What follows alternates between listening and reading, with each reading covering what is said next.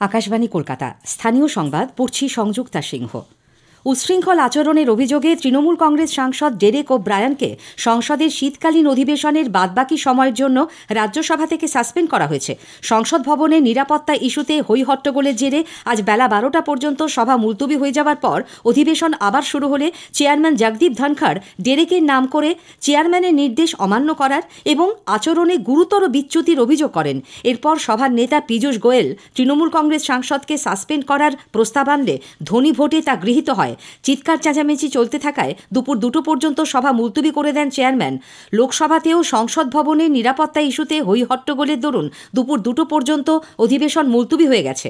গতকাল লোকসভায় দর্শকদের গ্যালারি থেকে 2 যুবকের লাফিয়ে পড়া এবং স্মোক ক্যান থেকে ধোঁয়া ছড়ানোর ঘটনায় 8 জন নিরাপত্তা রক্ষীকে সাসপেন্ড করেছে লোকসভা সচিবালয়। স্বরাষ্ট্র মন্ত্রক গোটা ঘটনার উচ্চ পর্যায়ের তদন্তের নির্দেশ দিয়েছে।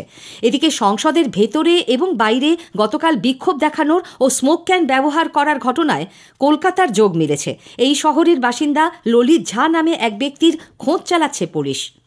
বিরোধী দলনেতা শুভেন্দু অধিকারী নবান্নে রাজ্য মানবাধিকার কমিশনের সদস্য নির্বাচন কমিটির আজকের বৈঠকে যোগ দিচ্ছেন না। এক টুইট বার্তায় বিরোধী দলনেতা অভিযোগ করেছেন, এই বৈঠক শুধু পরিহাস মাত্র। রাজ্য সরকার তাদের মনোনীত প্রার্থীর হয়ে পক্ষপাত করার জন্যই এই বৈঠক ডেকেছে। উত্তর 24 পরগনার বসিরহাটের ইটিন্ডায় ইটভাটার চিমনি ফেটে নিহত 4 শ্রমিকের মধ্যে 2 জন উত্তরপ্রদেশের বাসিন্দা। এরা হলেন 32 বছরের রাকেশ কুমার এবং 65 বছরের জেঠু রাম। বাকি 2 জন অসিত ঘোষ ও হাফিজুল মণ্ডলের বাড়ি বসিরহাটে। সোলাদানার বাসিন্দা অসিত ঘোষের নিজেরই ইটভাটা রয়েছে। ইটিন্ডার কৃষ্ণা ব্রিকফিল্ডে তিনি এসেছিলেন নিমন্ত্রণ রক্ষা করতে। গতকাল রাত 9টা নাগাদ চিমনিতে আগুন দিতেই বিস্ফোরণ ঘটে। ধ্বংসস্তূপের নিচে চাপা পড়া লোকজনের মধ্যে 3 জনের ঘটনাস্থলে মৃত্যু হয়। আশঙ্কাজনক অবস্থায় 2 জনকে বসিরহাট হাসপাতাল থেকে কলকাতায় নিয়ে যাওয়ার পথে মারা যান আরও একজন।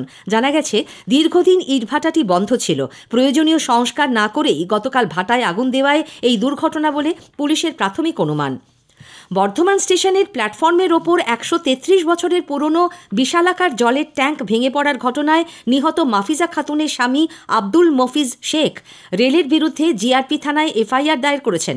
এর ভিত্তিতে তদন্ত শুরু করেছে জিআরপি। কিভাবে এই দুর্ঘটনা ঘটল তার তদন্তে 3 সদস্যের কমিটি গড়ার কথা গতকালই পূর্ব রেলের তরফে ঘোষণা করা হয়। মুখ্য জনসংযোগ আধিকারিক কৌশিক মিত্র অবশ্য ট্যাঙ্কটির রক্ষণাবেক্ষণে গাফিলতির অভিযোগ অস্বীকার করেছেন। গতকাল দুপুরের এই ঘটনায় 3 জনের মৃত্যু হয়, গুরুতর জখম হন 30 জনের বেশি। এদিকে মাফিজার দেহ নিয়ে গতরাতে রেল কর্তৃপক্ষের সঙ্গে পরিবারের দীর্ঘ টানাপোড়েন চলে। ময়না তদন্তের পর বর্ধমান মেডিকেল কলেজ হাসপাতাল থেকে মাফিজার দেহ নিয়ে চলে যান পরিবারের সদস্যরা। পরে রেলের পক্ষ থেকে ফোন করে জানানো হয়, ক্ষতিপূরণের কাগজপত্রের জন্য দেহ আবার হাসপাতালে নিয়ে আসতে হবে। সেই মতো মাফিজার পরিবার তার দেহ নিয়ে আসেন। রেল কর্তৃপক্ষ 50,000 টাকা দিতে চাইলেও তারা তা মানতে চাননি। উত্তর দিনাজপুরের রায়গঞ্জে গতরাতে প্রকাশ্যে গুলি চালিয়ে এক সরকারি কর্মচারীকে খুনের ঘটনায় চাঞ্চল্য ছড়ায়। রাত 9টা নাগাদ রায়গঞ্জ শহরের 5 নম্বর ওয়ার্ডের তুলসীপাড়া এলাকায় রাস্তার উপর দীনেশ সাহা নামে সরকারি বীজ নিগমের গ্রুপ সি কর্মী ওই ব্যক্তিকে লক্ষ্য করে পরপর 6 রাউন্ড গুলি চালায় দুষ্কৃতীরা। রায়গঞ্জ মেডিকেল কলেজ হাসপাতালে নিয়ে যাওয়া হলে তাকে মৃত ঘোষণা করা হয়। ঘটনাস্থল থেকে পুলিশ 3টি গুলির খোল উদ্ধার করেছে। তবে কী কারণে বছর 55 সরকারি কর্মচারী দীনেশকে পরপর গুলিতে ঝাঁঝরা করে দেওয়া হলো তা এখনও স্পষ্ট নয়। পুলিশ সুপার মোহাম্মদ সানা আক্তার জানিয়েছেন, ব্যক্তিগত কোনো রেষারেষির কারণেই এই খুন বলে প্রাথমিকভাবে অনুমান করা হচ্ছে। কলকাতার আনন্দপুর থানা এলাকায় 1 মাসের কম বয়সী শিশুকন্যাকে বিক্রি করে দেওয়ার অভিযোগে শিশুটির দাদুসহ 5 জনকে পুলিশ গ্রেপ্তার করেছে। শিশুটিকেও উদ্ধার করে তার মায়ের হাতে তুলে দিয়েছে পুলিশ। বাচ্চাটির মা নীলাম কুমারী পুলিশের কাছে তার সন্তান চুরি যাওয়ার অভিযোগ জানান। তদন্তে নেমে নরেন্দ্রপুর থানা এলাকার পাঁচপোতায় শিশুটির খোঁজ পায় পুলিশ।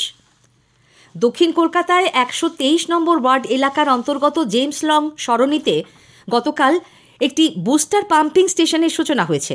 দৈনিক 13 লক্ষ লিটার ক্ষমতা সম্পন্ন এই পাম্পিং স্টেশনের আনুষ্ঠানিক উদ্বোধন করেন রাজ্যের পুর ও নগরোন্নয়ন মন্ত্রী তথা কলকাতা পুরসভার মেয়র ফিরহাদ হাকিম। সেই সঙ্গে সেখানে একটি ভূগর্ভস্থ জলাধারেরও উদ্বোধন করেন তিনি। স্থানীয় সংবাদ শেষ হলো।